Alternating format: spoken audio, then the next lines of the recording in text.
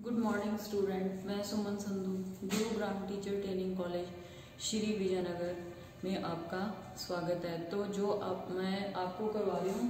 कि आपकी जो बुक है, बुक का नाम है नॉलेज एंड करिकुलम। तो इसमें आपको मैंने कल करवाया था कि जो आपकी पाठ्य सहगामी क्रियाएं हैं उसकी क्रियान्वयन, यानी कि उसको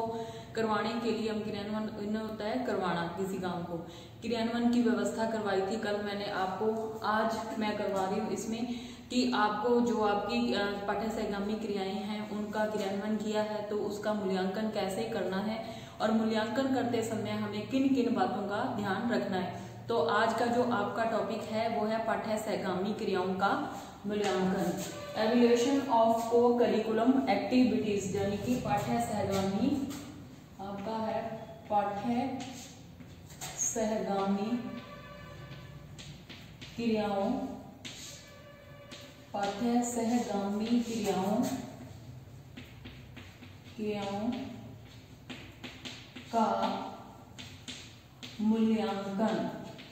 पाठ्य सहगामी क्रियाओं का मूल्यांकन। जो आज का टॉपिक है,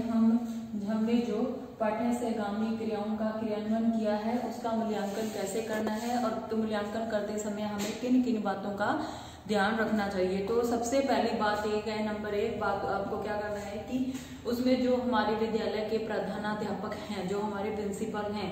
प्रधानाध्यापक समस्त सहगामी क्रियाओं के लिए उत्तरदायी होता है, यानी कि जो हमारा विद्यालय का प्रिंसिपल हेड होता है वहाँ उसका वो उन क्रियाओं के लिए, पाठ्य सहगामी क्रियाओं के लिए उत्तरदायी होता है, उसका जवाबदेही होता है। नंबर दो, इसमें आपको क्या करना है कि विद्यालय के समय ही इन क्रियाओं को क्या करना है, आयोजित करना है। जो हमारी पाठ्य सहगामी क्रियाएं हैं वो आपको सिर्फ स्कूल के टाइम पीरियड में ही उनको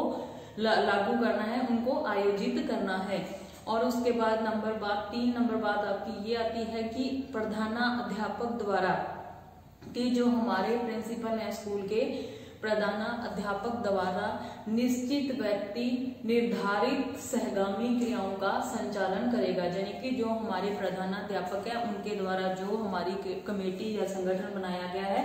उसी के द्वारा ही, जो प्रधानाध्यापक द्वारा सदस्य चुने जाते हैं उन्हीं के द्वारा उनका क्या किया जाएगा, संचालन किया जाएगा। उसके बाद चौथी बात आपकी ये आती है कि विद्यालय के नियमानुसार संख्या मर्यादित की जाए, कि जो हमारे विद्यालय में जो नियम कानून, हर विद्यालय के अपने नियम कानून होते हैं और इन्हीं नियम कानून के आधार पर क्या होता है, वहां पे काम होता है और उसी के आधार पर क्या जो हमारी पाठ्य सहगामी क्रियाएं करवाई जाती हैं, कि जो विद्यालय के नियम के अनुसार है, कि जैसे कि उन लोग प्रधानाध्यापक द्वारा जो हमारे सदस्य समिति या संगठन के जो भी लोग, एक संगठन बनाया जाता है पाठ्य सहगामी क्रियाओं को करवाने के लिए और इस संगठन में वो ही व्यक्तियों को शामिल किया जाता है, जैसे कि हमारे जो स्कूल में टीचर्स होते हैं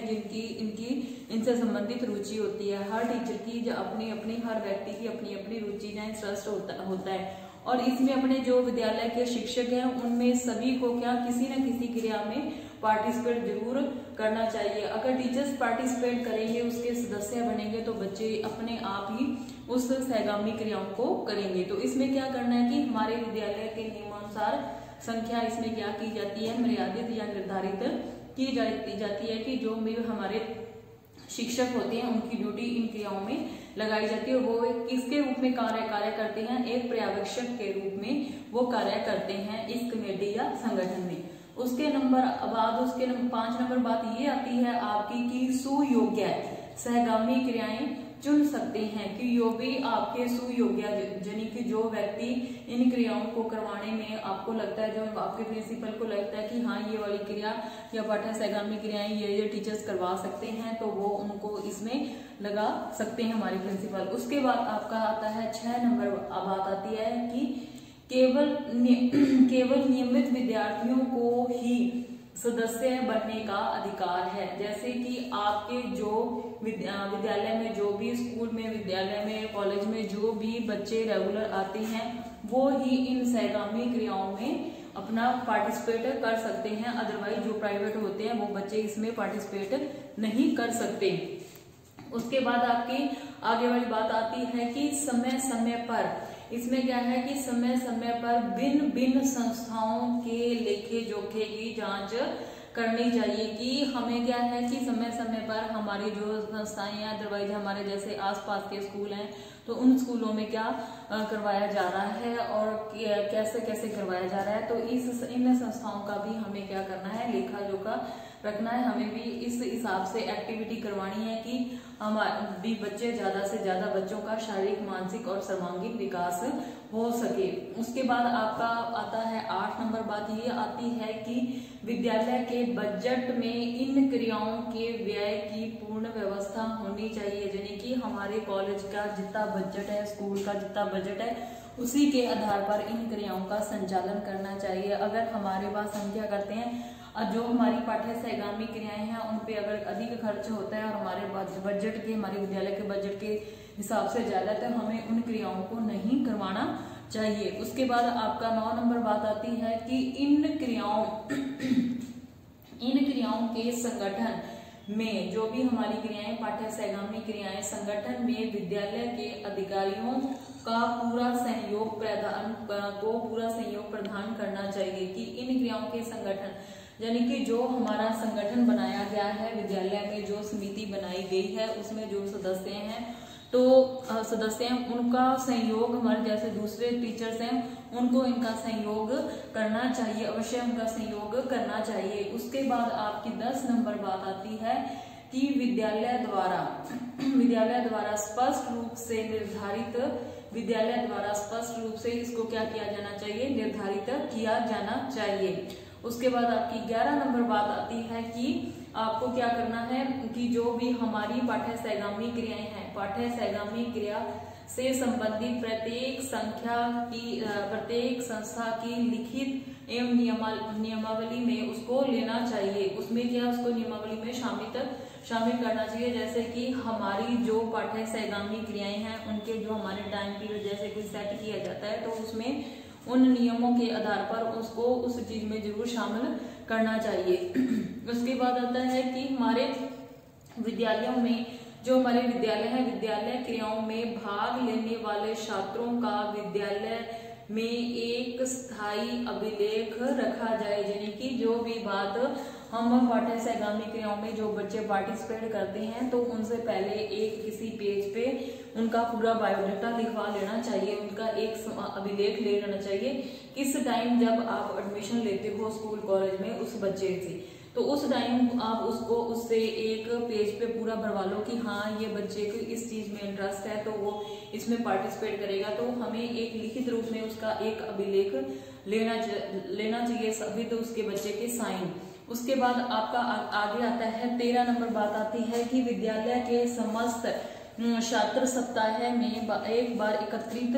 अवश्य होने चाहिए। यानी कि जो भी हमारे विद्यालय या कॉलेज के बच्चे हैं तो एक दिन निर्धारित किया जाना चाहिए, जैसे कि हर शनिवार को कोई बाल सभा या वाद विवाद करवा के उनका क्या करना चाहिए, एक दिन सभी बच्चों को एकत्रित करना चाहिए। लेकिन जो हमारे जैसे पाठ्य सहगामी क्रियाएं करवाते हैं उसमें क्या होना चाहिए कि पूरा सप्ताह, जैसे एक दिन आप गेम करवा दोगे, एक दिन आप उनको क्या कला चित्रकारी का या हैंड एंड क्राफ्ट का काम करवा दोगे, एक दिन आप उनको मेहंदी प्रतियोगिता करवा दोगे। तो ऐसे हर दिन आपका क्या होना चाहिए, एक ना एक सहगामी क्रिया करवानी चाहिए। और हफ्ते के लास्ट दिन में आपको क्या करना है, उन सब बच्चों को एकत्रित करवा के उनका कंपटीशन करवाना चाहिए। उसके बाद आपका आ जाता है कि खेल कूद से संबंधित क्रियाओं, यानी कि जो हमारे खेल कूद से संबंधित क्रियाएं हो रही हैं, खेल कूद से संबंधित क्रियाओं में दलगत या व्यक्तिगत प्रदर्शन की अपेक्षा सामूहिक सहयोग की भावना की बात पर बल देना चाहिए। क्या होता है कि हमारे जो खेल कूद है, जैसे हमारे स्कूल में हम करवा रहे हैं कि बच्चों के हॉकी करवा रहे हैं या फुटबॉल करवा रहे हैं, क्रिकेट करवा रहे हैं, खो खो करवा रहे हैं, उसमें केवल एक बच्चे को ही, जैसे कैप्टन हो गया या एक कोई बच्चा ज्यादा बढ़िया खेलता है, हमारे को सिर्फ एक बच्चे का ही मनोबल नहीं बढ़ाना, बल्कि पूरे समूह जो भी उनका पूरा ग्रुप है उन सबका क्या करना है, मनोबल बढ़ाना है, उनको शाबाश देनी है, उनको मोटिवेट करना है, मोटिवेशन करना है उनका। ठीक है, तो ये तो आपका हो गया 14 नंबर बात। उसके बाद आपका 15 नंबर बात आती है कि विद्यालय के अपने प्रकाशन होने चाहिए। यानी कि हमें विद्यालय के समय समय पर हमें एडवर्टाइजमेंट, जैसे अब न्यूज़पेपर में होगी, किसी मीडिया के आधार पर होगी, तो हमें क्या करना है, समय समय पर हमारे विद्यालय का प्रकाशन करना चाहिए पाठ्य सहगामी क्रियाओं को बढ़ावा देने के लिए। उसके बाद आता है कि इन क्रियाओं द्वारा विद्यालय एवं समाज को एक दूसरे के निकट लाने का प्रयास करना चाहिए। यानी कि हम अगर अपने स्कूल कॉलेज की एडवर्टाइजमेंट देते हैं तो हमारे को समाज में भी हमारा समाज इससे परिचित होता है और हमें क्या करना है, एक दूसरे के निकट लाने का प्रयास करना चाहिए। उसके बाद है कि इन क्रियाओं के संचालन में परामर्श देने वाले व्यक्ति को समुचित प्रशिक्षण प्राप्त हो। यानी कि जो हमारी पाठ्य सहगामी क्रियाएं करवाई जा रही हैं उसमें जो सदस्य होते हैं उनको क्या करना चाहिए, समुचित प्रशिक्षण, उनको एक ट्रेनिंग देनी चाहिए। उसके बाद आपका आगे आता है कि समस्त जो हमारे स्कूल कॉलेज में जो हमारे पाठ्य सहगामी क्रियाएं करवा रहे हैं, समस्त जो हमारे उद्देश्यों की पूर्ति करने वाली होनी चाहिए। जो भी हमारी पाठ्य सहगामी क्रियाएं हैं उनके उद्देश्यों की पूर्ति किस सीमा तक होती है, इसका मूल्यांकन हमें क्या करना चाहिए,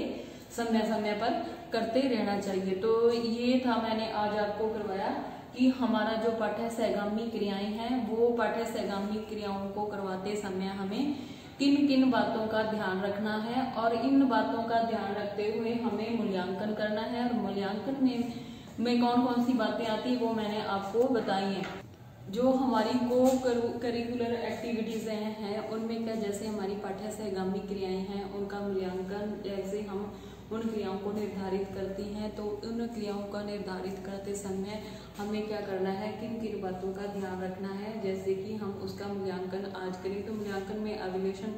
करवाना है तो उसमें किन किन बातों का ध्यान रखते हुए हमें उसका मूल्यांकन करना है। बात नंबर 1, जैसे कि अपना जो हमारे स्कूल कॉलेज का प्रिंसिपल है, प्रधानाध्यापक है, वो क्या होता है, समस्त सहगामी क्रियाओं के लिए क्या होता है, उत्तरदायी होता है, जवाबदेही होता है कि हमारे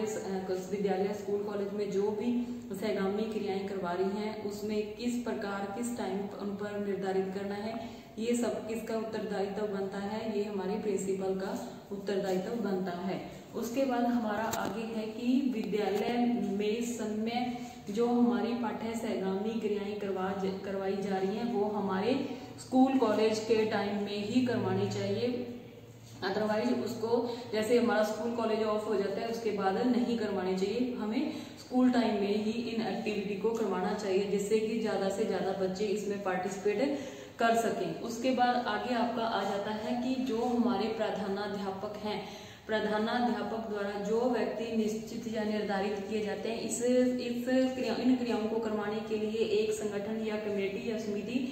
बनाई जाती है। उस कमेटी या समिति में जो सदस्य होते हैं, मुख्य सदस्य होते हैं, जो पर्यवेक्षक के रूप में कार्य करते हैं, उनका निर्धारण कौन करता है, हमारा